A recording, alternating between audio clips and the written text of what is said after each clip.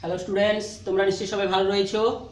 তো আজকে আমরা যে ক্লাস 11-এর ফিজিক্সের যে প্রথম চ্যাপ্টারটা আলোচনা করেছিলাম, তো আজকে আমরা যে ইরর প্রোপাগেশন এবং ইরর ক্যালকুলেশন এই সমস্ত বিষয়ের উপর কিন্তু একটা ম্যাথমেটিক্স ক্লাস আমরা করব। বিভিন্ন প্রবলেমের সলিউশনগুলো আমরা বের করব। তো বিভিন্ন সমস্যাগুলো যেগুলো তোমরা বিভিন্ন অ্যাসাইনমেন্টে পাবে, এই সমস্ত স্যারেরা বিভিন্ন সময় বিভিন্ন স্কুলে যেগুলো দিচ্ছে সেইগুলো থেকে বেছে নিয়ে কতগুলো আমরা অ্যাসাইনমেন্ট এখানে আলোচনাটা করব। তোমরা নিশ্চয়ই শুনলে তোমরা উপকৃত হবে এবং সেটা থেকে তোমরা নিজেদের চেষ্টায় কিন্তু গণিতগুলো করতে পারবে। তো আমরা ইরর অর্থাৎ পরিমাপ অধ্যায়ের যে একটা বিশেষ অংশ হিসাবে ত্রুটির কথা আমরা বলেছি, আলোচনাটা করেছি, তার থিওরিটিক্যাল ক্লাসে আলোচনা করেছি। ত্রুটি কি জিনিস না, কোনো বস্তু বা কোনো পরিমাপের, কোনো ভৌত রাশির পরিমাপের যে সঠিক মান থেকে পরিমেয় যে মানটা যে বিচ্যুতি ঘটে গেল সেটাকেই বলা হচ্ছিল ত্রুটি বা আনসার্টেনটি।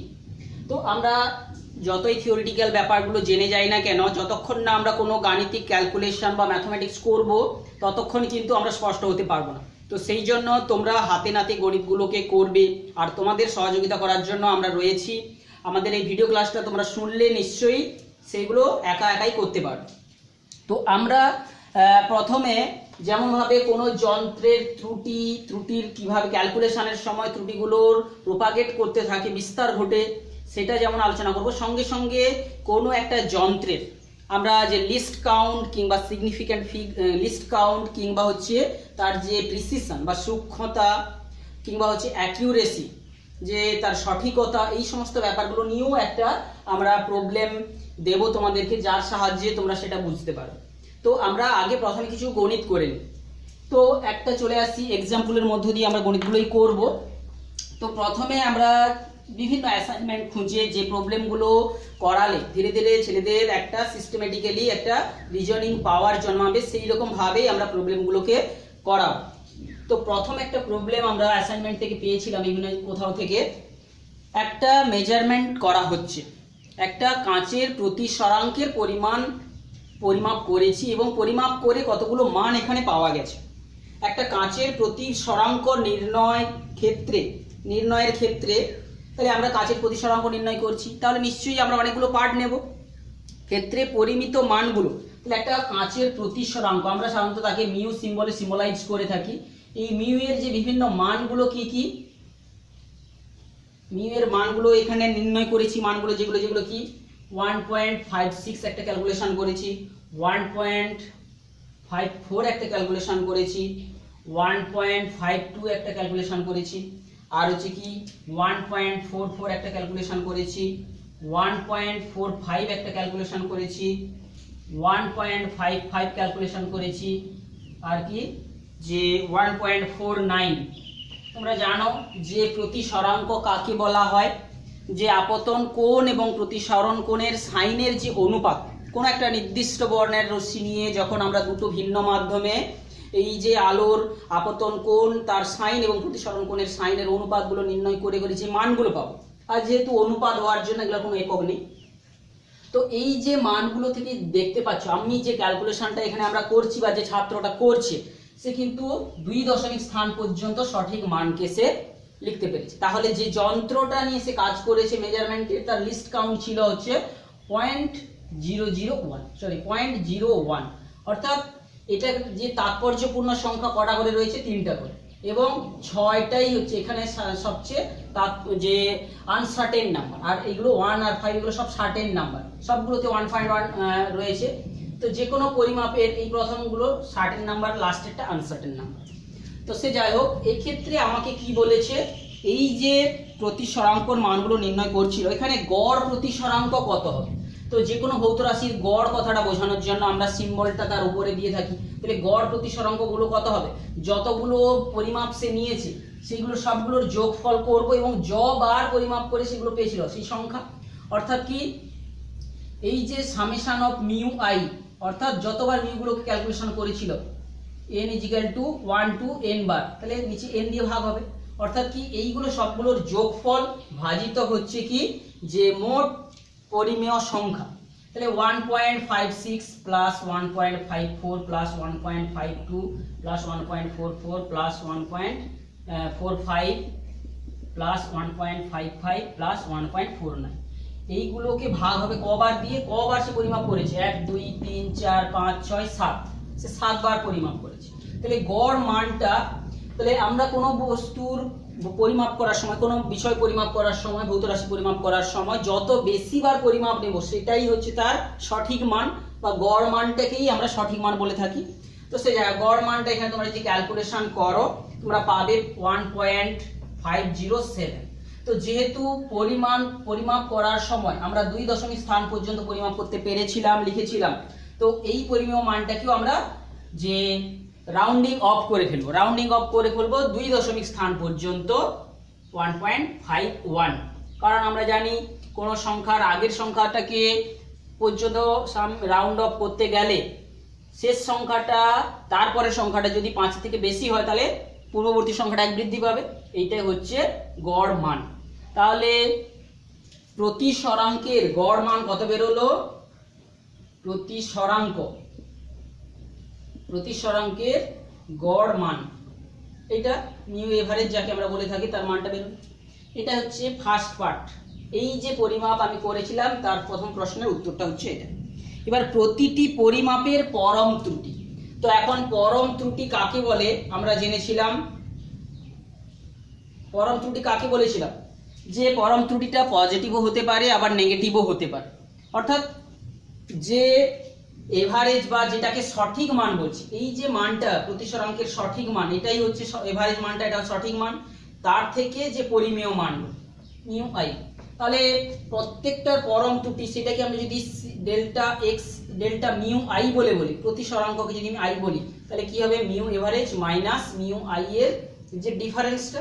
এই পরম ত্রুটিগুলো আমরা দেখব যে পজিটিভও হতে পারে এবং নেগেটিভও হতে পারে। তাহলে আই মানে কি? প্রথম পরিমাপ। এই যে প্রথম পরিমাপ, এটাকে দ্বিতীয় পরিমাপ। এগুলো আমরা বিভিন্ন পরিমাপের কথাগুলো বলেছি। এটা কি? মিউ আই গুলো, এগুলো একটা মিউ 1, এটা মিউ 2, এটা মিউ 3। তাহলে পরম ত্রুটি বের করতে গেলে প্রথমবার পরিমাপ করার সময় তার কত পরম ত্রুটি বেরিয়েছে? আমি যদি তাকে ডেল্টা মিউ 1 বলি, তাহলে ডেল্টা মিউ 1 সমান কি? এই মিউর যে এভারেজ মান 1.5 থেকে বা 1.51 থেকে 1.56 এর বিয়োগফল। তাহলে এখানে আমরা কতগুলো পাবো এরকম ভাবে আমরা ক্যালকুলেশন করে নিলে এখানে দেখতে পাচ্ছি এইটা যুক্ত হচ্ছে, তাহলে -0.05, অর্থাৎ সামনে একটা যদি 0 রাখি 0.05। দ্বিতীয় পরিমাপের পরম ত্রুটি কত? 1.51 মাইনাস দ্বিতীয় পরিমাপটা যেটা করেছিলাম 1.54। তাহলে এখানে পরিমাপটা পাবো -0.03, কারণ এটা বেশি রয়েছে। তৃতীয় পরিমাপের ক্ষেত্রে যে পরম ত্রুটিটা, তো পরম ত্রুটি এখানে যোগ, এখানে বিয়োগে বেরোচ্ছে, অর্থাৎ 1.51 মাইনাস 1.52, তাহলে -0.01, 0.7। তাহলে ডেল্টা মিউ 4 যদি করি এক্ষেত্রে 1.54 মাইনাস 1.44, তাহলে এক্ষেত্রে এটা, তাহলে মাইনাস হবে না, এক্ষেত্রে কিন্তু পজিটিভ। তাহলে 0.10, তাই তো 0.10 পজিটিভ মান বেরোলো এটা। তাহলে 0. যে এরকম চতুর্থ পরিমাপে, আমাদের এখানে 1.51 ছিল, 51 মাইনাস এটা তাহলে করলে আমরা পাবো হচ্ছে 0.07। এগুলো তোমরা করবে, আমরা জাস্ট সঠিক করার জন্য একবার দেখে নিচ্ছি। তো 1.51 বিযুক্ত 5 নম্বর পরিমাপটা 1.45 ছিল, 1.45, তাহলে এক্ষেত্রে আমরা পজিটিভ পাবো 0.06। 6 নম্বর পরিমাপে আমরা যে পরম ত্রুটিটা পাবো 1.54 মাইনাস 1.55, তাহলে এটা -0.01 পাবো। ষষ্ঠ নম্বর ত্রুটিতে মিউ 7 কত পাবো? যে 1.51, সে এখানটার ভুল হলো, 1.04 হবে, 1.04, বারবার লেখা ভুল হচ্ছে, 1. আর লাস্ট পয়েন্টটা কত? 1.49। তাহলে এখানে কত হচ্ছে? প্লাস পাবো 0.02। তো দেখে নিচ্ছি, কারণ আমরা যেহেতু ক্যালকুলেশনগুলো তাড়াতাড়ি করেছি। 0.531764 2, তো এইগুলো গেল পরম ত্রুটি। পরম ত্রুটির মানটা তোমরা দেখতে পাচ্ছ, কখনো পজিটিভও হতে পারছে, কখনো নেগেটিভও হচ্ছে। তাহলে আমাদেরকে এবারে অপশান দিয়েছে প্রতিটি পরিমাপের পরম ত্রুটি বেরোলো। এটা প্রথম পরিমাপে পরম ত্রুটি, এইটাকে ভাষায় লিখলে কি, এটা প্রথম পরিমাপে পরম ত্রুটি। তাহলে পরম ত্রুটিগুলো পজিটিভ নেগেটিভ হতে পারছে, এটা দ্বিতীয় পরিমাপে পরম ত্রুটি। এইভাবে আমরা সপ্তম পরিমাপে পরম ত্রুটি এইগুলো আমরা লিখে ফেললাম। তৃতীয় চলে আসছি, যে তৃতীয় প্রশ্ন যেটা হিসাবে রয়েছে গড় ত্রুটি। তাহলে গড় ত্রুটি বলতে আমরা গড় পরম ত্রুটির কথাটাই বলবো। তাহলে গড় ত্রুটি কথাটার অর্থ কিছু বলা না থাকলে গড় ত্রুটি অর্থাৎ কি, গড় পরম ত্রুটি, এইটাকে আমরা বোঝাবো। তো এক্ষেত্রে আমরা যখনই দেখতে পাচ্ছিলাম গড় যে এই যে ত্রুটিগুলো যেহেতু পজিটিভ হচ্ছে নেগেটিভ হচ্ছে, তাহলে গড় করার সময় কি হয়ে যাবে, আমাদেরকে কিন্তু সংখ্যাগত মানটাকে নিতে হবে, না হলে তো ত্রুটিগুলো কমে যাবে। যোগ বিয়োগ যখন যোগ হবে ত্রুটি কমে যাবে, কারণ ত্রুটি কখনো কমতে পারে না, ত্রুটিগুলো সবসময় যুক্ত হবে। তাই সেই জন্য গড় পরম ত্রুটি বার করার সময় আমরা তাদের পরম মানগুলো নিব, তাদের পরম মানগুলো সব নেব, তাদের পরম মানগুলো নিয়ে কিন্তু আমরা ক্যালকুলেশনটা করব। ডেল্টা মিউ 3 তাদের পরম মানগুলো নেব, এই করে ডেল্টা মিউ 7 তাদের পরম মানগুলোকে নিয়ে আমি যদি 7 দিয়ে ভাগ করি, এদের পরম মান বলতে কি, সব সংখ্যা বর্জিত মানগুলো, চিহ্ন বর্জিত মানগুলো নেব। 0.05 plus 0.03 plus 0.01 plus 0.07 plus 0.06 plus 0.04 plus 0.02, এটাকে আমি যদি 7 দিয়ে ভাগ করি, যেটা পাবো সেটাই হচ্ছে গড় ত্রুটি বা গড় পরম ত্রুটি। এটা করলে আমরা পেয়ে যাব 0.04 হচ্ছে এদের গড় পরম ত্রুটি পেয়ে যাব। তো গড় পরম ত্রুটি যা পেয়ে যাওয়ার পরে, তাহলে এটাকে আমরা বলছি ডেল্টা মিউ তার এভারেজ, গড় পরম ত্রুটি। এর পরের প্রশ্ন রয়েছে কি, এবং আপেক্ষিক ত্রুটি। আপেক্ষিক ত্রুটি মানে কি, ভগ্নাংশ ত্রুটিটা কি আমরা আপেক্ষিক ত্রুটি বলে থাকি। আপেক্ষিক ত্রুটি তাহলে কার করছি, এই মিউটারি। আপেক্ষিক ত্রুটি কথার অর্থ গড় পরম ত্রুটি ভাজিত সঠিক মান বা গড় মানটা, এটা হচ্ছে গড় পরম ত্রুটি বাই সঠিক মান, গড় মান। তাহলে এই যে 0.04 বাই গড় মানটা যেটা বেরিয়েছিল, এইটা হচ্ছে গড় মানটা 1.51, এইটাই হচ্ছে আপেক্ষিক ত্রুটি। এরপরে যদি শতকরা ত্রুটি বলে, শতকরা ত্রুটি কত হবে, তাহলে 0.04 বাই 1.51 ইন্টু 100%। তাহলে এইটা করলে আমাদের এখানে পেয়ে যাব, এইখানে এটা ভাগ করলে 0.026 পাবো, আর এটাকে তাহলে 100 দিয়ে ভাগ করলে 2.6% পাবো। তো যেহেতু আমরা 2 দশমিক স্থান পর্যন্ত মাপ করতে পেরেছিলাম, তাহলে এটাকে আমাকে রাউন্ড ফিগার করে 3% পরম ত্রুটি, কারণ 3% মানে 0.03, অর্থাৎ শতকরা এই পার্সেন্টের ত্রুটিটা আমরা কিন্তু পাবো। আর আপেক্ষিক ত্রুটিকেও ঠিক এইরকম ভাবে আমরা যদি রাউন্ড ফিগারে করে ফেলবো 0.03 হবে কিন্তু আপেক্ষিক ত্রুটি, কারণ আমাদের পরিমাপগুলো ছিল 2 দশমিক স্থান পর্যন্ত। তাহলে সঠিক মানটাকে লিখতে গেলে আমাকে এই রকম ভাবে ত্রুটিগুলোকে কিন্তু লিখতে হবে। তো বোঝা গেল। তো এটাই হচ্ছে প্রথম যে একটা প্রশ্ন, যেটাকে আমরা সহজে বিভিন্ন ত্রুটিগুলোর সংজ্ঞাগুলো যেটা জেনেছিলাম, এই যে ম্যাথমেটিক্সটার সাহায্যে তোমরা কিন্তু এটা ক্যালকুলেশন করতে পারবে। ঠিক এই রকম সিমিলার আরেকটা প্রবলেম তোমাদেরকে অ্যাসাইনমেন্টে হিসাবে দেওয়া ছিল, আমরা সেটা তোমাদেরকে নিজেদেরকে করতে বলবো, আর না হলে তোমরা একটু সাহায্য নিতেও পারো। একটা প্রবলেম যেটা বইতে বা কোনো জায়গায় অ্যাসাইনমেন্টে তোমরা পেয়েছো, বিভিন্ন জায়গায় স্যারেরা দিয়েছেন স্কুল থেকে, তো সেটাও ঠিক এই একই রকম, যে আমরা যে ত্রুটি সংক্রান্ত যে সমস্ত সংজ্ঞাগুলোকে জেনেছিলাম, সেইগুলোকে আমরা সঠিকভাবে শিখেছি কিনা সেটা করার জন্য, বোঝা গেছে। তো সেই রকম আর একটা প্রবলেম আমরা করছি, যেটা একটা সরল দোলক। সরল দোলক তোমরা নিশ্চয়ই জানো, যে একটা সুতোর সাহায্যে কোনো একটা ভারী বস্তুকে ঝুলিয়ে দোলন তৈরি করা যায়। সাধারণত 1 মিটার দৈর্ঘ্যের সুতোর সঙ্গে সাধারণত নির্দিষ্ট ব্যাসের একটা যে গোলককে ঝুলিয়ে, তো সেই রকম একটা দোলনকাল পরিমাপের বিষয় এখানে চলে আসছে, দোলনকাল পরিমাপ। তাহলে দোলনকাল বিভিন্ন পরিমাপের মানগুলো যেগুলো পাচ্ছি সেই দোলনকালকে আমরা টি দিয়ে রিপ্রেজেন্ট করছি এবং তার প্রত্যেকটা মান টি আই গুলো কত কত করে, অর্থাৎ টি ওয়ানটা কত, টি ওয়ানটা করছি আমরা 2.63 সেকেন্ড। তারপরে পরিমাপে আরেকটা পেয়েছি 2.56 সেকেন্ড। তৃতীয় একটা পরিমাপ পেয়েছি যে 2.42 সেকেন্ড।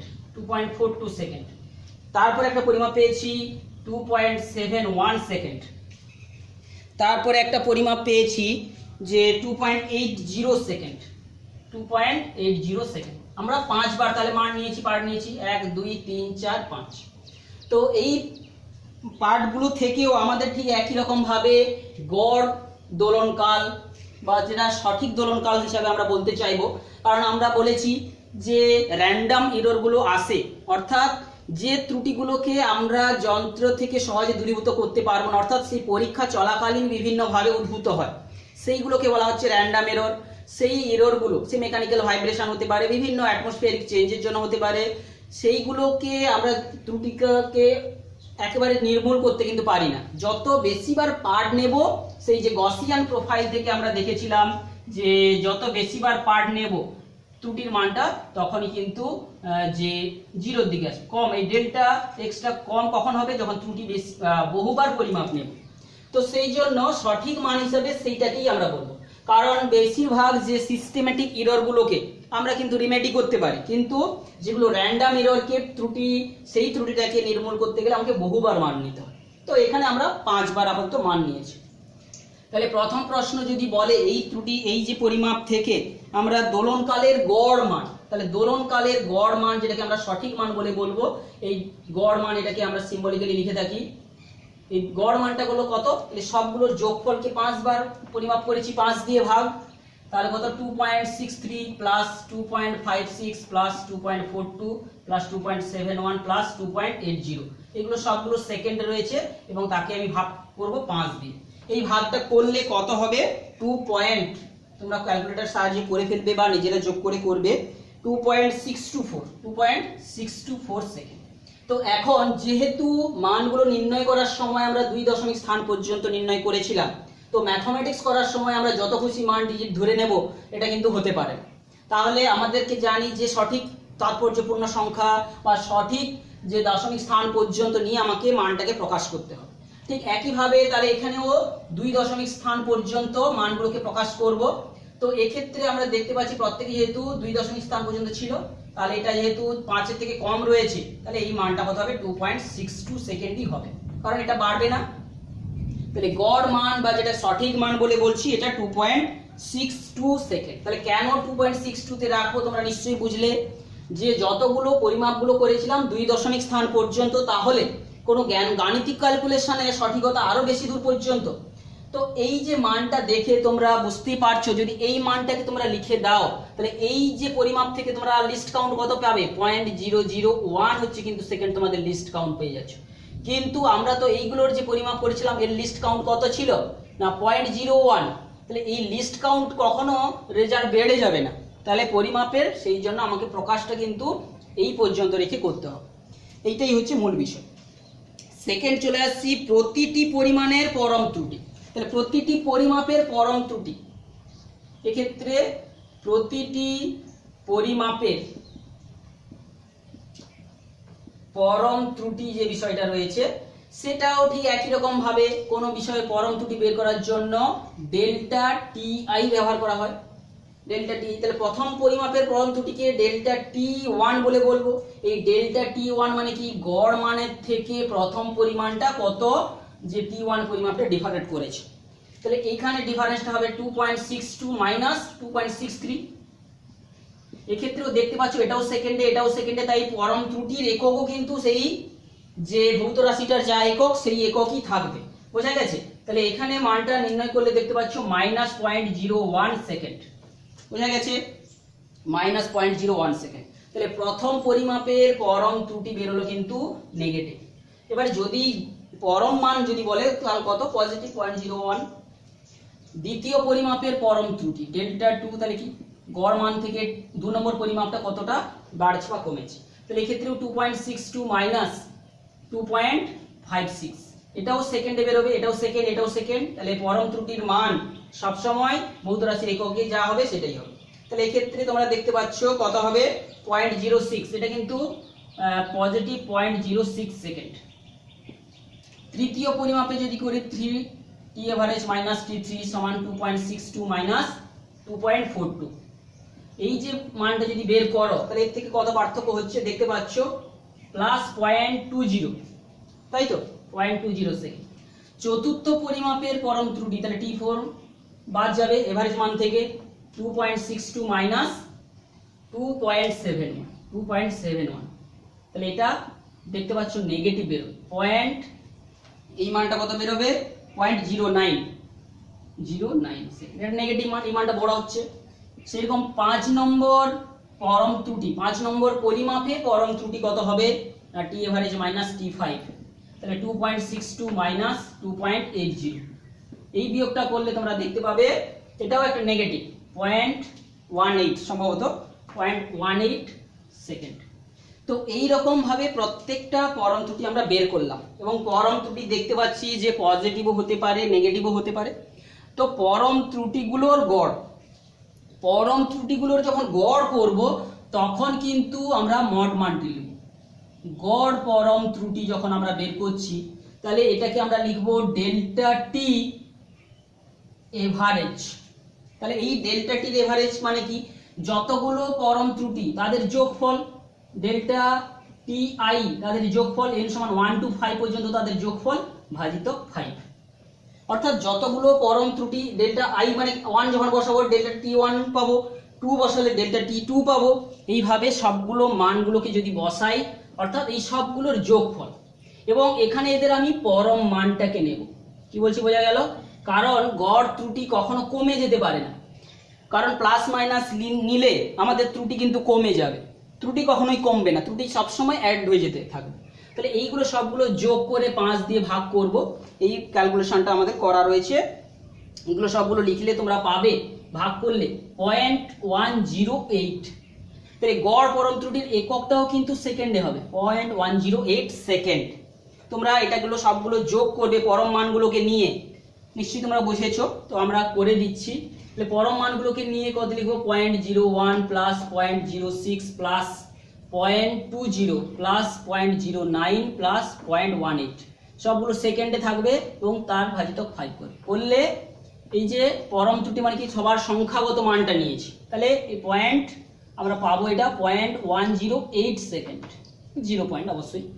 তো এই মানটা, এই যে ত্রুটির মানটা আমরা যখন লিখব এটাকেও 2 দশমিক স্থান পর্যন্ত লিখতে হবে, কারণ এক্ষেত্রে এইভাবে লিখলে অনেক বেশি সূক্ষ্মতা বসিয়ে যাবে। তাহলে এটাকে লিখতে হবে 0.11 সেকেন্ড, কারণ এখানে রাউন্ডিং অফ করতে হবে, কারণ কি এটাকেও 2 দশমিক স্থান পর্যন্ত লিখে প্রকাশ করতে হবে। তো এটা গেল হচ্ছে গড় পরম ত্রুটি। এরপরে যদি শতকরা ত্রুটি বলে, তাহলে তৃতীয় পাঠে যদি ভগ্নাংশ ত্রুটি না সরাসরি বলে শতকরা ত্রুটি কত, শতকরা ত্রুটি মানে কি, এই গড় পরম অর্থাৎ ভগ্নাংশ ত্রুটি বার করতে হবে, অর্থাৎ গড় পরম ত্রুটি ভাজিত গড় মান, এইটার সঙ্গে 100 দিয়ে গুণ করে পার্সেন্ট। তাহলে এই যে মানটা 0.11, এই মানটাকে টি এভারেজ যেটা পেয়েছিলাম 2.62 দিয়ে ভাগ করব, তাহলে এটাও সেকেন্ড ছিল, কেটে চলে যাবে, ইন্টু 100%। এইটা করলে তোমরা পেয়ে যাবে হচ্ছে 4.189 সেকেন্ড, সরি 198 সেকেন্ড, 98%। তো এক্ষেত্রেও আমরা যখনই দেখেছিলাম 2 দশমিক স্থান পর্যন্ত সবগুলোকে পরিমাপ করতে পারছিলাম, তাহলে পার্সেন্টেজ ত্রুটিটাকেও আমাকে এমনভাবে লিখতে হবে সেটা যেন 2 দশমিক স্থান পর্যন্ত রিপ্রেজেন্ট করে। তাহলে এক্ষেত্রে আমাকে রাউন্ডিং অফ করে ফেলতে হবে শুধু 4%। 4% মানে কি 0.04 শতকরা হয়ে যাচ্ছে। তাহলে এইভাবে আমাকে রাউন্ডিং অফটা করে নিতে হবে, শতকরা ত্রুটি বেরিয়ে গেল। তো এইভাবে আমরা ফার্স্ট যে দুটো এক্সাম্পলের মধ্য দিয়ে তোমরা এরর সম্পর্কিত যে সমস্ত সংজ্ঞাগুলো শিখেছিলে সেইগুলোকে তোমরা নিশ্চয়ই বুঝে ফেললে। তো এরপরে আমরা আর কিছু ত্রুটি সম্পর্কিত, ত্রুটির প্রোপাগেশন, এরর প্রোপাগেশন সম্পর্কিত কিছু গাণিতিক এক্সাম্পল আমরা এবারে করব। ইররটা কিভাবে প্রোপাগেট করছে, কিংবা বিভিন্ন ভৌত রাশির মান যখন নির্ণয় করব, তো আমরা সরাসরি নির্ণয় করছি না, তো কখনো কখনো কি হচ্ছে, দুটো ভৌত রাশিকে পরিমাপ করে তাদের কম্বিনেশন বিভিন্ন হচ্ছে। তো সেই ধরনের কিছু এক্সাম্পল যেগুলো তোমরা ইরর প্রোপাগেশন শিখেছো, অর্থাৎ ইরর প্রোপাগেশনটা যেটা তোমরা বলেছিলে সেটা কি হতে পারে, যোগ, বিয়োগ, গুণ, ভাগ আর কিংবা কোনো পাওয়ার, এইগুলো তোমরা কিন্তু আমাদের সিলেবাসে রয়েছে। এছাড়াও এই যে ইরর প্রোপাগেশন বিভিন্ন ম্যাথমেটিক্যাল অপারেশন কখন হবে, বিভিন্ন ম্যাথমেটিক্যাল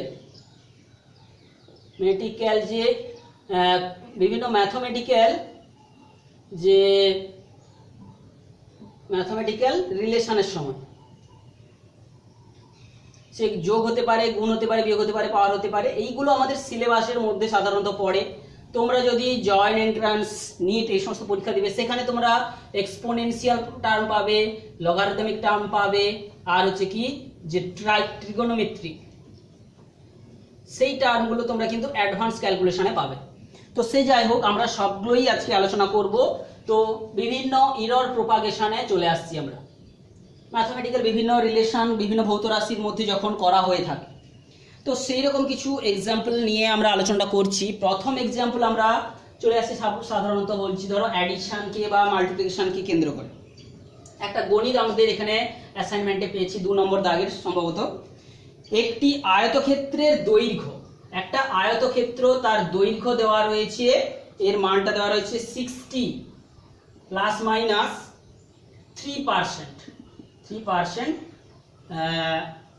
মিটার, আর প্রস্থ দেওয়া রয়েছে কত না 10.0 ±0.5%। তো এক্ষেত্রে তোমরা দেখতে পাচ্ছ কোনো ভৌত রাশির যে পরিমাপ প্রকাশ করার সময় সঠিক মানের সঙ্গে সঙ্গে সম্ভাব্য ত্রুটিটাকেও পাশে লিখে কিভাবে প্রকাশ করতে হয়, এটা ত্রুটিটাকে লিখে এভাবে প্রকাশ করতে হয়। যেমন ভাবে তোমরা আগের গণিতগুলো যেগুলো দুটো করে এলাম, বিশেষ করে যখন এই মিউর মান নির্ণয় করেছিলাম, তাহলে মিউ ধরো 1.49 একটা মান তুমি নির্ণয় করেছো, তাহলে যখন সঠিক মানটাকে প্রকাশ করবে, মিউ এর সঠিক মান প্রকাশ করতে গেলে মিউ এর গড় মান সঙ্গে সঙ্গে প্লাস মাইনাস ডেল্টা মিউ তার যে এভারেজটা বের করেছিলে, কিংবা এই মিউ এর গড় মানের সঙ্গে প্লাস মাইনাস অফ শতকরা ত্রুটি, delta mu by mu average into 100% করে যেই মানটা পাচ্ছ সেই শতকরা ত্রুটির আকারেও প্রকাশ করতে পারো। অর্থাৎ যেহেতু আমরা বলেছিলাম সবগুলো ত্রুটি পরস্পর কিন্তু ইকুইভ্যালেন্ট, কখনো যদি পরম ত্রুটি দেওয়া থাকে কখনো ভগ্নাংশ ত্রুটির আকারেও প্রকাশ করতে পারি, কখনো শতকরা ত্রুটির আকারেও প্রকাশ করতে পারি, সবগুলো একই রেজাল্টকে প্রকাশ করবে। তো এক্ষেত্রেও আমরা দেখতে পাচ্ছি শতকরা ত্রুটির মধ্য দিয়ে পরিমাপটাকে প্রকাশ করে লেখা রয়েছে। তো এক্ষেত্রে বলছে কি, একটা আয়তক্ষেত্রের দৈর্ঘ্য পরিমাপ করেছি এইটা, প্রস্থ পরিমাপ করেছি এইটা, এবং আয়তক্ষেত্রের পরিধি পরিমাপে শতকরা ত্রুটি কত। পরিধি মানে কি, ক্ষেত্রফল বলছি, তার চারপাশের যে পরিসীমা যাকে বলা হচ্ছে, এই পরিধির সূত্র কি 2 × দৈর্ঘ্য প্লাস প্রস্থ।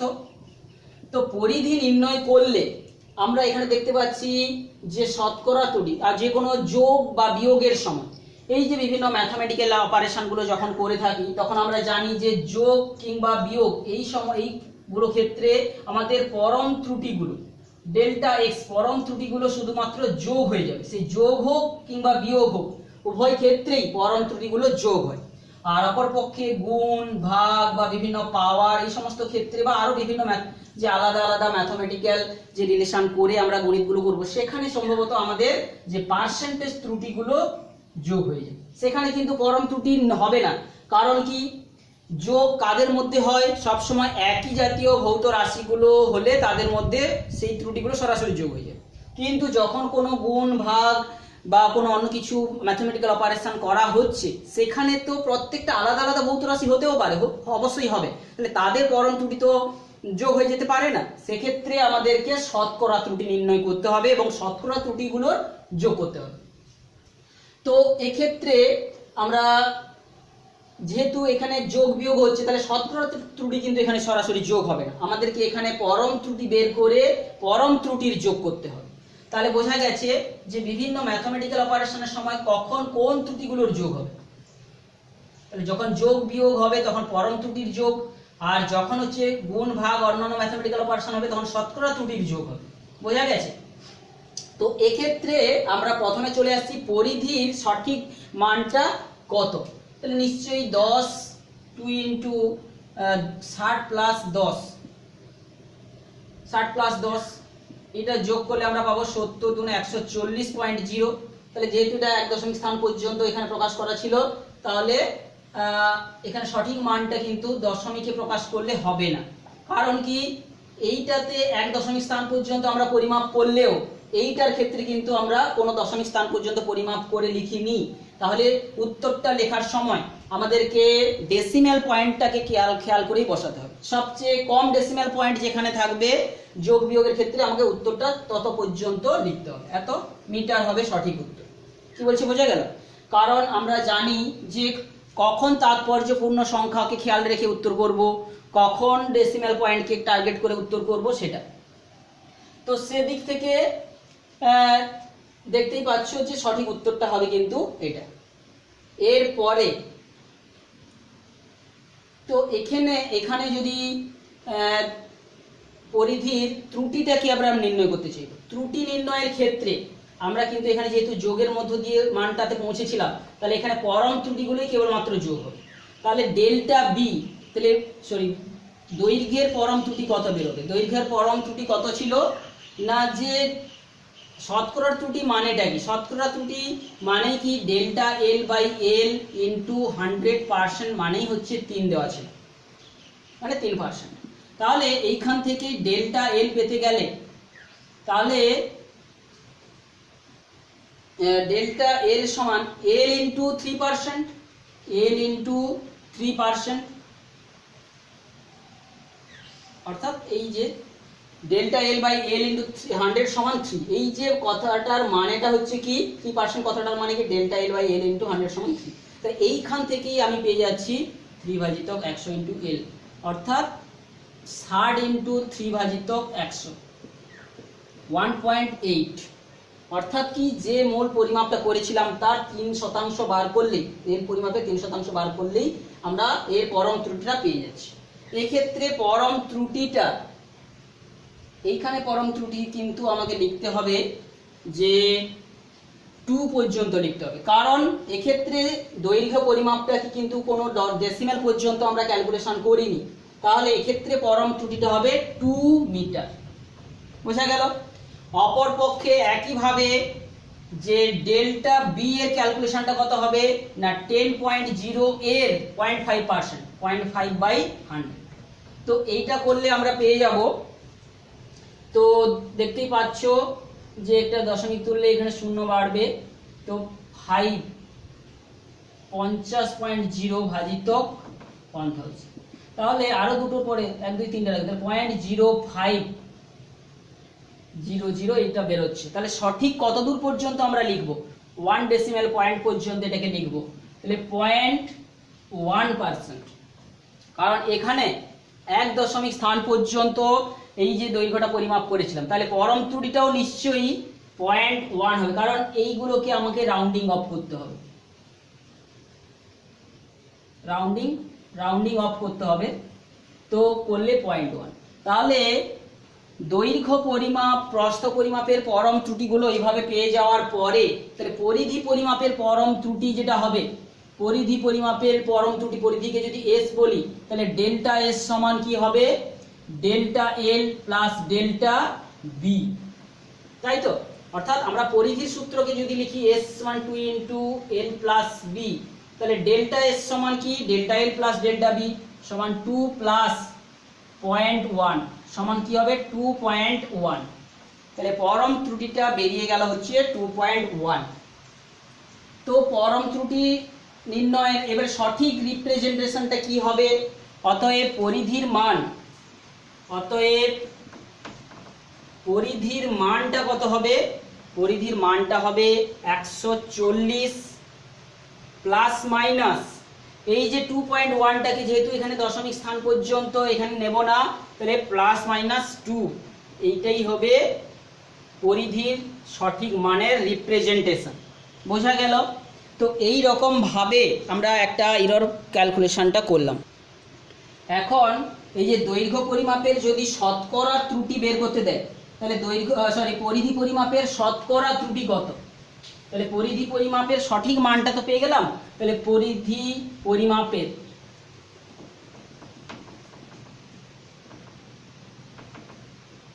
শতকরা ত্রুটি তাহলে কত হবে, যে 2 সঠিক মান অর্থাৎ 140 ইন্টু 100%। তো এই ক্ষেত্রে করলে তোমরা পেয়ে যাবে 2 7 14 1/7 অর্থাৎ 10/7%। তো এখানে করলে শতকরা ত্রুটি তোমরা এখান থেকে পেয়ে যাবে 7 1 7 8 9 10 3 30 7 4 28 29 30 2 20 7 2 14।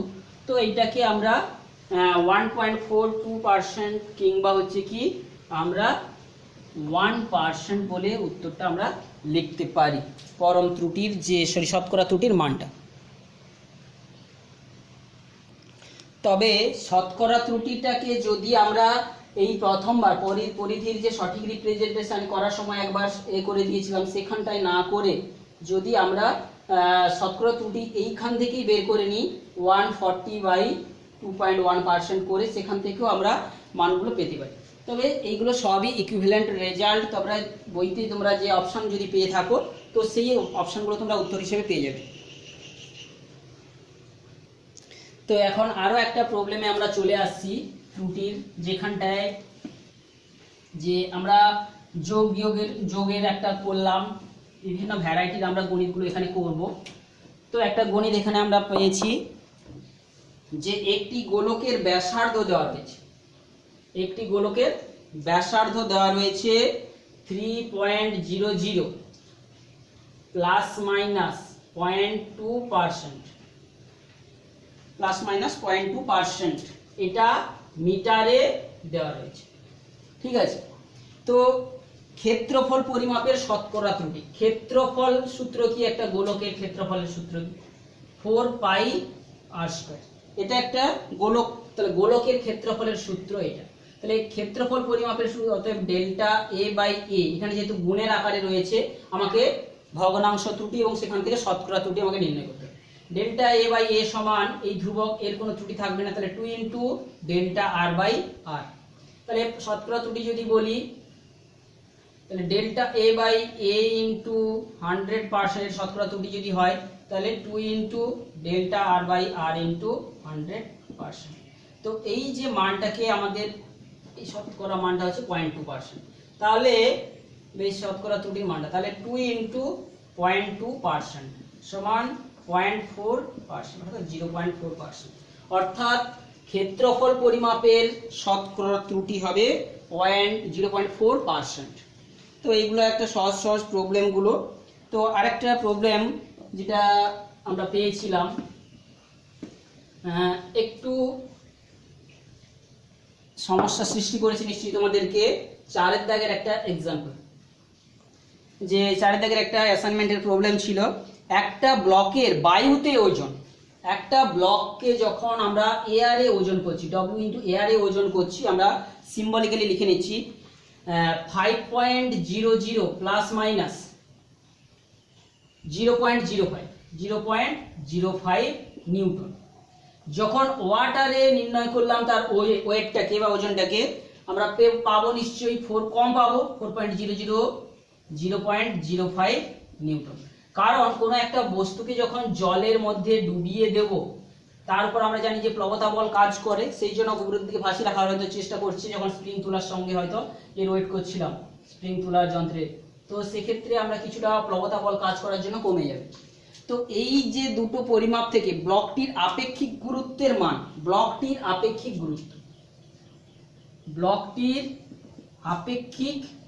গুরুত্ব নির্ণয় করতে হবে। তো এর সঠিক রিপ্রেজেন্টেশন সঙ্গে আপেক্ষিক গুরুত্ব কাকে বলে? যদি আমি আপেক্ষিক গুরুত্বকে S দিয়ে প্রকাশ করি, আপেক্ষিক গুরুত্ব কথার অর্থ কি না, কোনো বস্তুর ঘনত্ব জলের ঘনত্ব থেকে কত গুণ ভারী, যাতে জলের ঘনত্বের কত গুণ, সেইটাকে বলা আছে তার আপেক্ষিক গুরুত্ব। অর্থাৎ কোনো বস্তুর ঘনত্ব জলের ঘনত্বের তুলনায় অনুপাত করলে যেটা পাবো সেটাই হচ্ছে আপেক্ষিক ঘনত্ব বা আপেক্ষিক গুরুত্ব বলেও বলা হয়। তো এইটা আমাকে নির্ণয় করতে হবে। এখন আমরা যে ক্যালকুলেশনগুলো এখানে সরাসরি আমরা কিন্তু পাইনি, তো এই যে ক্যালকুলেশনটা করেছি, এই ক্যালকুলেশনগুলোকে নিয়ে আমি এইটাতে রূপান্তরিত করতে হবে। তো আমরা তো সরাসরি এই সূত্রটা এখানে ইউজ করিনি। তো ডব্লিউ পরিমাপের উত্তর থেকে আমরা যদি বলি বায়ুতে ওজন, বায়ুতে ওজন মানে কি, আমরা ধরে নিচ্ছি, এইটা করার আগে ধরে নিচ্ছি যে ব্লকটির হচ্ছে কি, এইটাকে আগে নিচ্ছি, ব্লকটির ঘনত্ব ডি আর হচ্ছে আয়তন হচ্ছে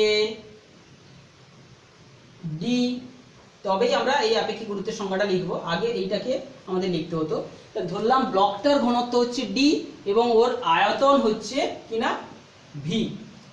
আর কি, আমরা ধরো জলের ঘনত্ব ডি ডব্লিউ ধরলাম, তাহলে সেখান থেকে আপেক্ষিক গুরুত্ব, তারপরে অতএব আপেক্ষিক গুরুত্ব আমরা লিখতে পারি যে এইটা। তাহলে ধরলাম কোনো একটা ব্লকের ঘনত্ব, এই যে ব্লকটার ঘনত্ব হচ্ছে ডি, এর হচ্ছে আয়তন হচ্ছে ভি। তো প্রথম যে ওজনটা, তাহলে বায়ুতে যে ওজন, বায়ুতে ওজন সমান কত, তার ভর, তার আয়তন গুণিত ঘনত্ব মানে তার ভর, তাকে জি দিয়ে যেটা টানছে সেটাই হচ্ছে ডব্লিউ এ, এয়ারে ওজন। আবার জলে ওজন, জলে ওজন মানে কি, অপসারিত তরল হিসাবে যে ওজনটা কাজ করে সেটা প্লবতা বলা হচ্ছে, অর্থাৎ ভি ইন্টু ডি ইন্টু জি, যেটা বায়ুতে ওজন বিযুক্ত প্লবতা বল। প্লবতা বলটা কত না, অপসারিত তরলের যে ওজন, তাহলে অপসারিত তরলের আয়তন এটা, জলের ঘনত্ব ডব্লিউ, তার সঙ্গে জি গুণ করলে এই যে বিয়োগফলটা, এটাই হচ্ছে জলের মধ্যে ওজন, ওয়াটারের মধ্যে ওই বস্তুটার ওজন। এখন এই যে দুটো সমীকরণ আমরা মেজার করেছি, এখান থেকে আমি যদি বলি W A by W B,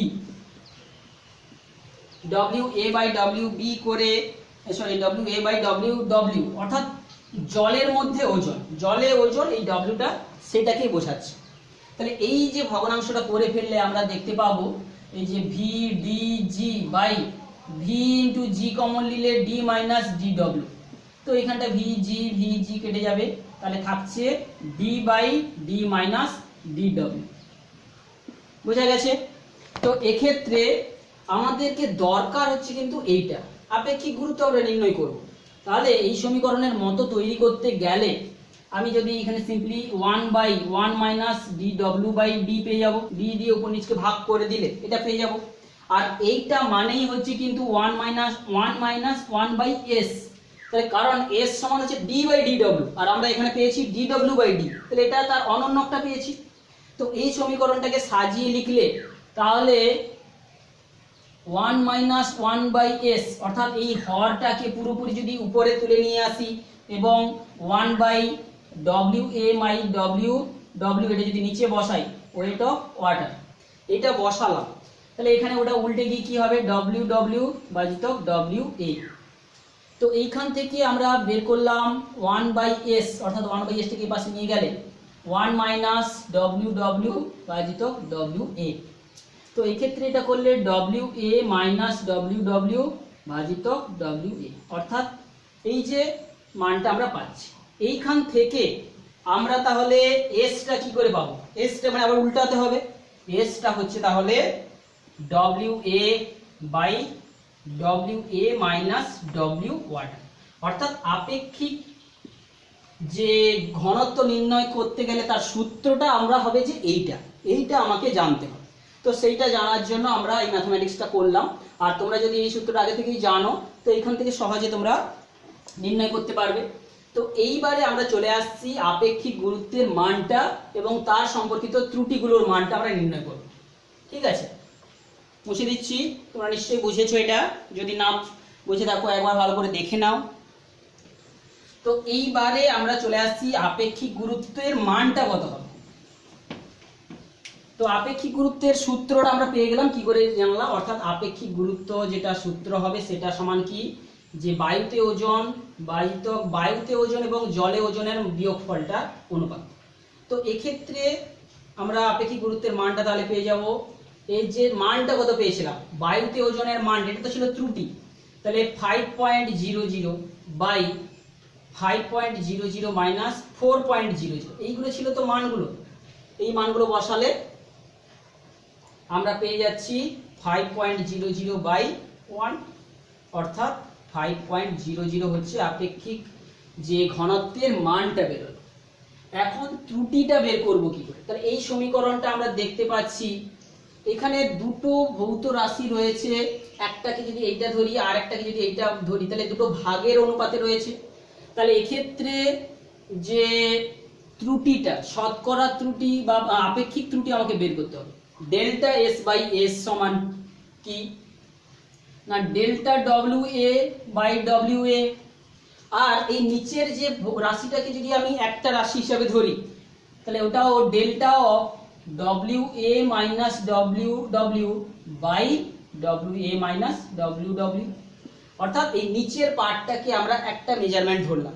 তাহলে এখান থেকে আমি পেয়ে যাচ্ছি এই প্রথম ডব্লিউ ডব্লিউ এর যে ত্রুটিটা 0.05 বাই 5.00, এটা প্লাস অফ এই যে দুটোর বিয়োগফল।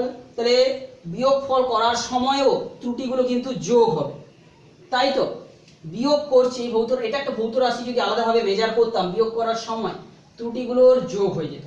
তাহলে 0.05 প্লাস 0.05 দুটো ত্রুটির যোগ হয়ে যাবে, আর এটার বিয়োগফল তো 1। তো এখান থেকে আমরা পেয়ে যাব 0.05 ভাজিত 0.5, তাহলে 5 একে 5 অর্থাৎ 0.01, আর প্লাস এখানে যেটা পাচ্ছি 0.01, 5 10 শূন্য হাতে 1 অর্থাৎ 10। তাহলে এক্ষেত্রে পাচ্ছি 0.01, এক্ষেত্রে পাচ্ছি তাহলে পাচ্ছি 0.11। তাহলে আপেক্ষিক ত্রুটিটা পেয়ে গেলাম 0.11। অতএব শতকরা ত্রুটি কত? অতএব delta S by S into 100% করলে আমরা পেয়ে যাব 0.11 ইন্টু 100%, অর্থাৎ 11%। যে এইটাই হবে কিন্তু আপেক্ষিক গুরুত্ব নির্ণয় করার ক্ষেত্রে তাদের শতকরা ত্রুটির মানটা হচ্ছে এইটা। তো নিশ্চয়ই তোমরা এটা বুঝেছো। তো এরপরে আর একটা যে এরর ক্যালকুলেশন আমরা করতে যাচ্ছি অ্যাসাইনমেন্ট হিসেবে তোমরা পেয়েছো, যেটা 7 দাগে গণিত একটা তোমরা করেছো।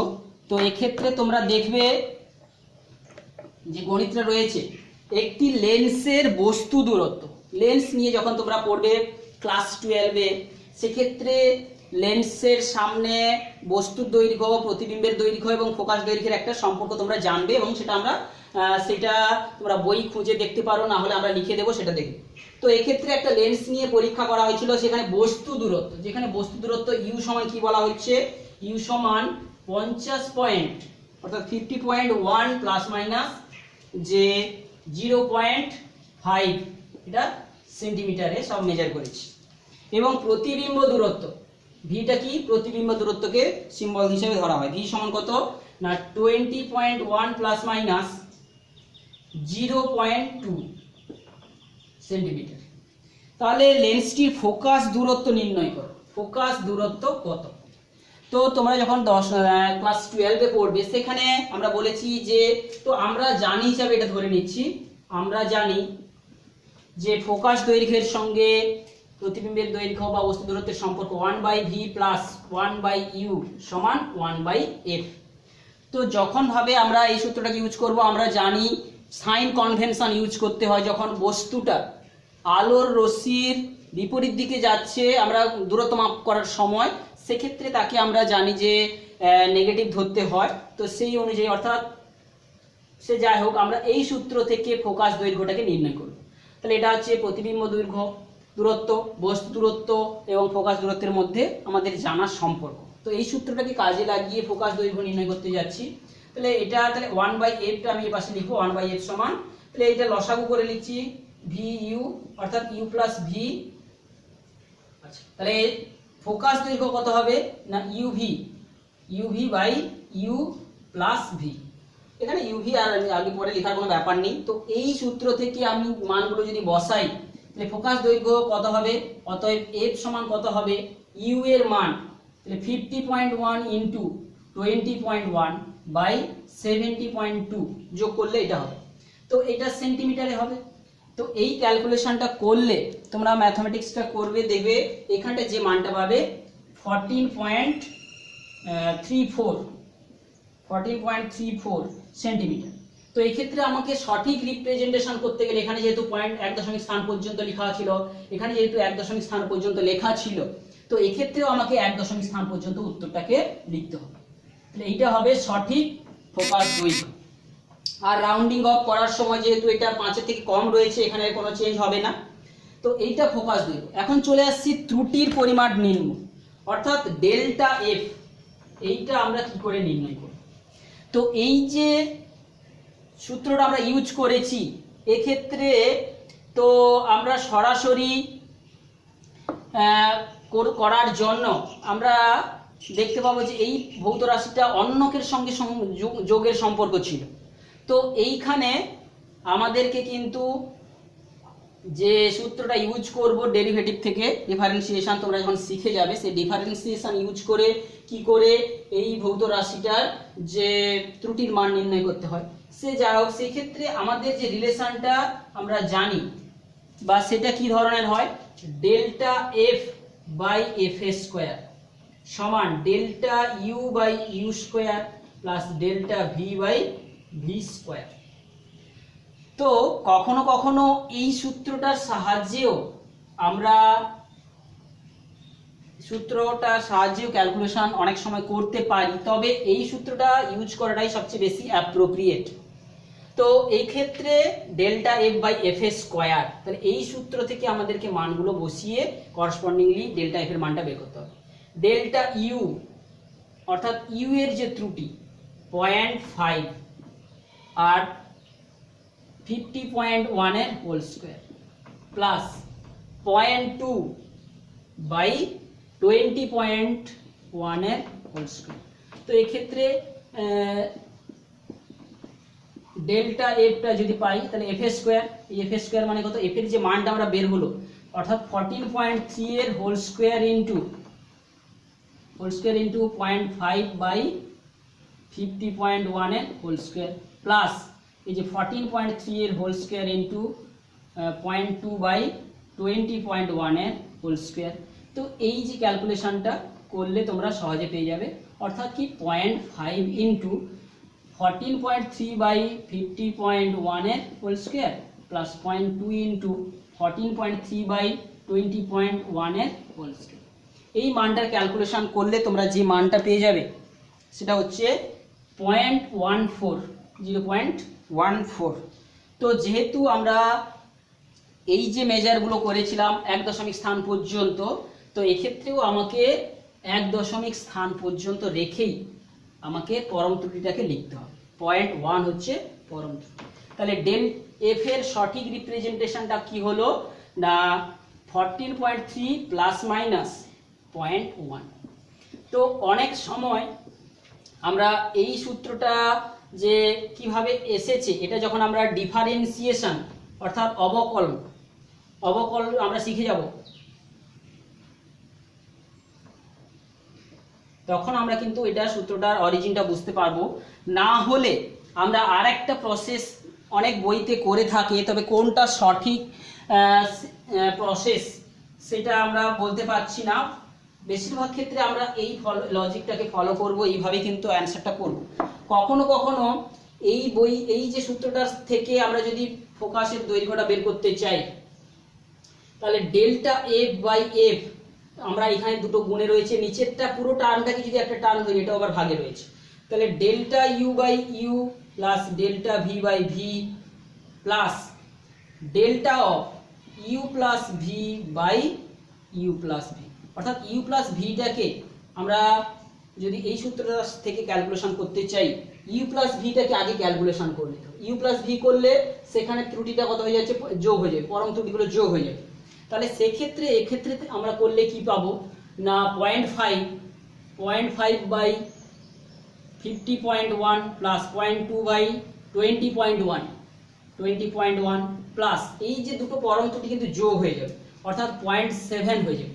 0.7 বাই 70 পয়েন্ট, এদের যে যোগফলের সঠিক মানটা কত হবে 70.2 2। তো এই যে ত্রুটির ক্যালকুলেশন করার পরে তার সঙ্গে এফ এর মান গুণ করলে ডেল্টা এফ কিন্তু আমরা পেতে পারি। এফ ইন্টু এফ এর মানটা যেটা আমরা বসাবো তাহলে সেটা কত, যে 14.3 ইন্টু আমরা এই যে পুরো মানটার ক্যালকুলেশন বসাবো 0.5/50.1 প্লাস 0.2/20.1 প্লাস 0.7/70.2। এই মানটা ক্যালকুলেশন করে তোমরা দেখতে পারো কত উত্তর বের হয়। তবে এই প্রসেসটার তুলনায় এই প্রসেসের সাহায্যে কিন্তু আমাদেরকে উত্তরটাকে বের করতে হবে। তো কারণ ঠিক একই রকম প্রসেস ইউজ করে যখন আমরা রেজিস্ট্যান্সের যে প্যারালাল কম্বিনেশন সমান্তরাল সমবায়ের তুল্য রোধের যখন আমরা ত্রুটি নির্ণয় করে থাকি, সাধারণত আমরা এই সূত্রটার সাহায্যেই করে থাকি। কারণ এই যে প্রসেসটা হচ্ছে এই প্রসেসে এটা তো সরাসরি এই সূত্রটা এখানে আমরা ইউজ করছি না, অ্যাকচুয়াল সূত্রটা হচ্ছে কিন্তু এটা। তবে এই প্রসেসের উত্তরও তোমাদের হতে পারে। আচ্ছা, আর একটা ধরনের প্রবলেমগুলো সাধারণত যেগুলো পড়ে সেইগুলো একটা তোমাদের অ্যাসাইনমেন্টে অনেক স্যারেরা করতে দিয়েছেন, সেইগুলো করার সময় তোমরা হেল্প নিতেও পারো, সেগুলো বইতে এক্সাম্পল হিসাবে তোমরা পেয়ে যাবে। যেমন একটা 2 দাগের একটা এক্সাম্পল একটা প্রবলেম দিয়েছে যেটা অ্যাসাইনমেন্টে রয়েছে। সেখানে কি বলেছে যে পি কিউ আর পরিমাপের শতকরা ত্রুটিগুলো, পি পরিমাপ করার শতকরা ত্রুটি কত 1%, কিউ পরিমাপের শতকরা ত্রুটি কত না 2%, আর আর পরিমাপের শতকরা ত্রুটি কত না হচ্ছে 4%। হলে এমন একটা ভৌত রাশি আমি পরিমাপ করছি x, যেখানে পি কিউ আর এর যে কি সূত্রে সম্পর্কিত না p two the power 3 q two the power square এবং বাই r, এই সূত্রে তারা কিন্তু রয়েছে। তো এইখানে শতকরা ত্রুটিগুলো দেওয়া রয়েছে প্রত্যেকের ইন্ডিভিজুয়াল। তো এক্ষেত্রে আমাদেরকে কিন্তু সরাসরি শতকরা ত্রুটিগুলো যোগ হয়ে যাবে না, তো সেখানে আমাদের শতকরা ত্রুটিগুলো যোগ হবে, কিন্তু এখানে আমাদের নির্ণয় করতে হয় কি করে না ডেল্টা এক্স বাই এক্স সমান আমরা জানি কি 3 into delta P by P plus 2 into, অর্থাৎ সূচকীয় পাওয়ারটা যত থাকছে তত গুণ কিন্তু ত্রুটিগুলো বেড়ে যাবে, delta Q by Q plus delta R by R. সে নিচে থাকলেও সে ত্রুটি যোগ হবে, বোঝা গেছে। তো এক্ষেত্রে শতকরা ত্রুটিতে প্রকাশ করে দিলে এগুলোকে যদি 100 দিয়ে গুণ করে আমরা লিখি, অতএব delta X by X into 100% সমান কত হয়ে যাবে, এগুলো সবগুলো 100% গুণ হলে 3 ইন্টু এই পি এর শতকরা ত্রুটি 1% প্লাস কিউ 2 ইন্টু কিউ এর শতকরা ত্রুটিটা কত হয়ে যাবে 2% প্লাস আর একটা হচ্ছে কি 4%। তো সবগুলো যোগ হলে 4 4 8 3 11%। তাহলে যে ভৌত রাশিটার পরিমাপের শতকরা ত্রুটি কত হবে না 11% হবে শতকরা ত্রুটি। তো এক্ষেত্রে শতকরা ত্রুটিগুলোই যোগ হবে, কিন্তু তাদের সূচকীয় পাওয়ারগুলো কিন্তু সামনে গিয়ে গুণ হয়ে তবেই যোগটা হবে। তো এই রকম আর একটা এক্সাম্পল তোমাদের রয়েছে, যেমন ভাবে বা আরেকটা প্রবলেম আমরা করাচ্ছি, যেখানে অ্যাসাইনমেন্টে তোমরা 5 দাগে এই প্রবলেমটা পেয়ে যাবে। যে কি বলেছে, একটা ভৌত রাশি পি, তার পরিমাপটা প্রকাশ করা রয়েছে 1.0 মিটার প্লাস মাইনাস পরম ত্রুটির আকারে 0.2 মিটার। আবার কিউ একটা ভৌত রাশি যার পরিমাপের প্রকাশটা রয়েছে কত না 2.0 প্লাস মাইনাস মিটারে অবশ্যই, আর হচ্ছে কি 0.2 মিটার, এটাও 0.2 মিটারে রয়েছে। তো এখন আমাদেরকে নির্ণয় করতে হবে রুট ওভার পি কিউ এর মান নির্ণয় করতে। তো রুট ওভার পি কিউ এর মান যে সঠিক মানটা কত হবে, যে এই যে রুট ওভার পি এর মান কত 1.0 ইন্টু 2.0 মিটার স্কোয়ার, মিটার বেরিয়ে যাবে, অর্থাৎ রুট ওভার 2 মিটার অর্থাৎ 1.414। তো এটাকে আমরা যেহেতু এক দশমিক স্থান পর্যন্ত রাখবো 1.4 মিটার হবে সঠিক রিপ্রেজেন্টেশন। তাহলে রুট ওভার পি কিউ এর যে সঠিক মানটা কত বেরোবে 1.4 মিটার। তো এখন ত্রুটিটা বের করতে গেলে অর্থাৎ delta root over P Q by root over P Q, এইটা ত্রুটি বের করতে গেলে আমরা জানি এই পি কিউটাকে যদি আমরা, তাহলে এক্ষেত্রে পি এর মাথায় ও হাফ, কিউ এর মাথায় হাফ, অর্থাৎ অ্যাকচুয়ালি মানটা কত রয়েছে P to the power half Q to the power half.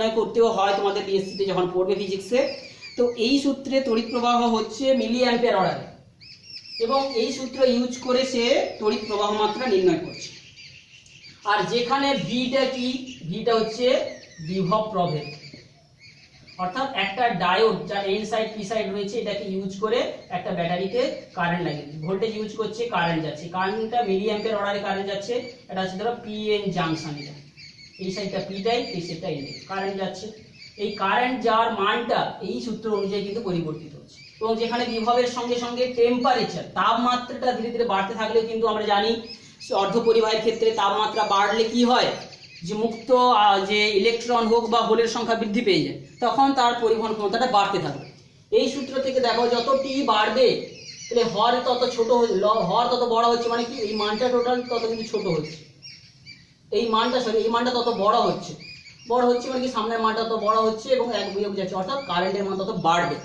বোঝা গেছে? এই যে হরে কোনো ভৌত রাশি মান বাড়ছে মানে কি টোটাল মানটা কত হচ্ছে, ছোট হচ্ছে, টেম্পারেচার বাড়ছে, এই মানটা তত ছোট হচ্ছে, ছোট হওয়ার সঙ্গে সঙ্গে কারেন্টটাও কিন্তু কমে যাবে। ভি বাই টি, টি বাড়া মানে কি হচ্ছে ভি বাই টি, টেম্পারেচার বাড়লে কারেন্ট বাড়ার কথা এক্ষেত্রে।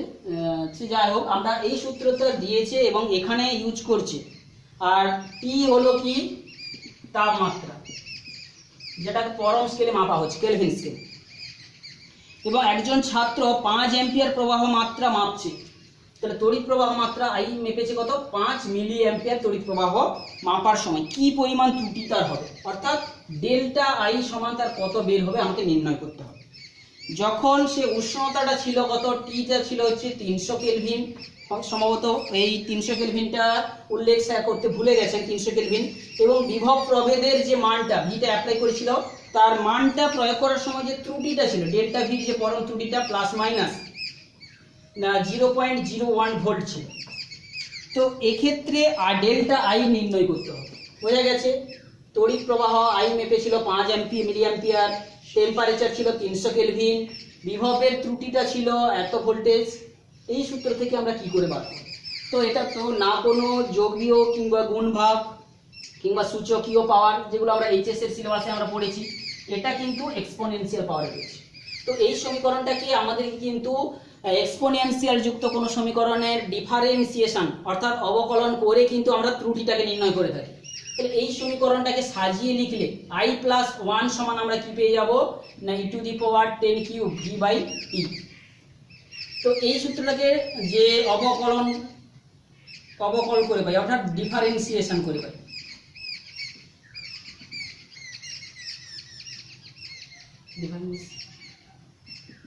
ডিফারেন্সিয়েশন করে পাচ্ছি। তাহলে কি পাবো, ডিফারেন্সিয়েশন করার আগে উভয় পক্ষে আমরা যদি লগ নিয়ে পাই, লগ e⁻বেস নিয়ে পাই, উভয় পক্ষে লগ নিলে log অফ i+1 সমান লগ ই বেসের সাপেক্ষে লগ নিলে এটা হয়ে যাবে শুধু 10³ v/t। তোমরা যখন সমাকলন বা অবকলন সব শিখে যাবে এরপরে ডিফারেন্সিয়েশন করে পাই, তাহলে পাবো d অফ i+1/i+1 সমান এক্ষেত্রেও পেয়ে যাব 10³ ধরো কনস্ট্যান্ট ফ্যাক্টর হিসেবে বেরিয়ে যাবে dv/t minus of v/t² into dt।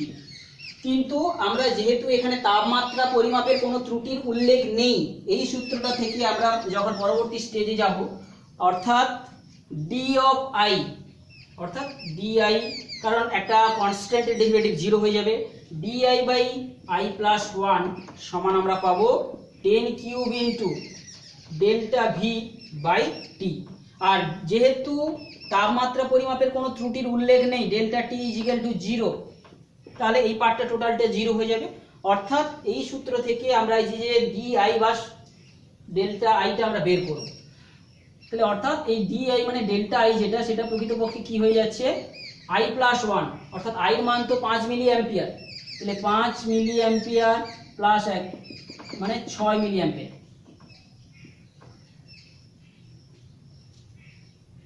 যেহেতু 1 রয়েছে 5+1, আচ্ছা এককটা আমরা বসাচ্ছি না, ইনটু ডেল্টা ভির মানটা দেওয়া ছিল কত 0.01 আর টেম্পারেচার মান দেওয়া ছিল 300।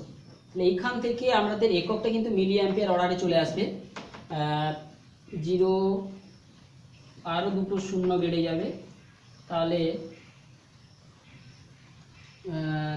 কত হবে 6/300 ইন্টু আরও 100 মিলি অ্যাম্পিয়ার। এবং এইটাকে যদি শতকরা ত্রুটিতে প্রকাশ করি, এটাকে কোন ত্রুটিতে প্রকাশ করতে বলা আছে তোমাদের, পরম ত্রুটির আকারেই দেওয়া রয়েছে, তাই তো।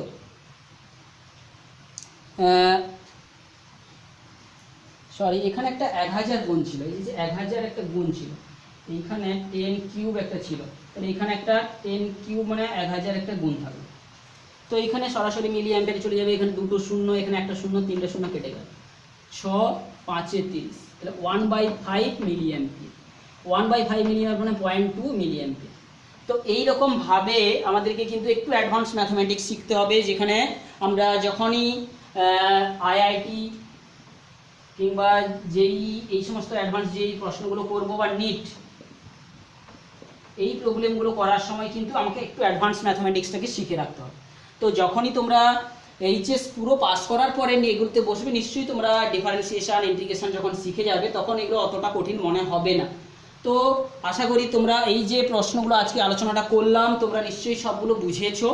আগে তোমরা প্রশ্নগুলো নিশ্চয়ই করার চেষ্টা করবে, কিছু কিছু জায়গায় হতে পারে আমারও কনসেপশনের সামান্য ভুল ত্রুটি থাকতে পারে, তবু আমি চেষ্টা করব যে যতগুলো সম্ভব বলছি আপাতত কারেক্টেড ওয়েতে বলছি। তোমরা নিশ্চয়ই ক্লাসের স্যারকে ফলো করবে, ক্লাসের স্যারেরা যেগুলো বলছে তার সঙ্গে মেলানোর চেষ্টা করবে, সঙ্গে সঙ্গে বইটাকেও অবশ্যই ভালো করে পড়বে। তো এইরকমভাবে তোমরা এগিয়ে যাবে, দিলে এই চ্যাপ্টারটা কিন্তু তোমাদের আজকে শেষ করলাম, ঠিক আছে।